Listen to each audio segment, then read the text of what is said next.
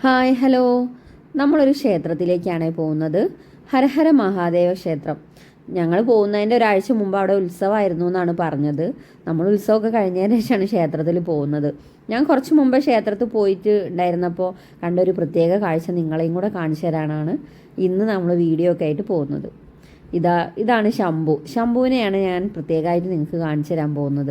എല്ലാവരും കണ്ടിട്ടുണ്ടോയെന്ന് അറിയില്ല. ഈ ക്ഷേത്രത്തിൽ പോയിട്ടുള്ളവരെല്ലാവരും ശംഭുവിനെ കണ്ടിട്ടുണ്ടാകും. ഇനി ആരെങ്കിലും ഈ ക്ഷേത്രത്തിൽ പോയിട്ട് ശംഭുവിനെ ശ്രദ്ധിച്ചിട്ടില്ലെങ്കിൽ എന്തായാലും പോയിട്ട് ശംഭുവിനെ കാണണം.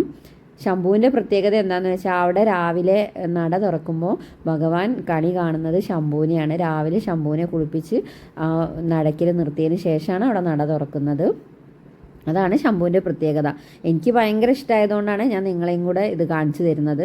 പിന്നെ നമ്മൾ ക്ഷേത്രത്തിൽ വഴിപാടൊക്കെ കഴിച്ച് നമ്മളൊരു എള്ളുതിരിയൊക്കെ കത്തിച്ച് ക്ഷേത്രത്തിൻ്റെ ചുറ്റുപാടൊക്കെ കണ്ട് നല്ല ശാന്തസുന്ദരമായ സ്ഥലം തന്നെ കേട്ടോ. ക്ഷേത്രത്തിനകത്ത് നിന്ന് നോക്കിയാലും നമുക്ക് പുഴ കാണാം, ക്ഷേത്രത്തിന് പുറത്ത് നിന്ന് നോക്കിയാലും നമുക്ക് പുഴ കാണാം. അപ്പോൾ ഇവർ പിന്നെ പുഴ കണ്ട് വെള്ളം കണ്ടതിന് ശേഷം അവിടുന്ന് പോരുന്നില്ല.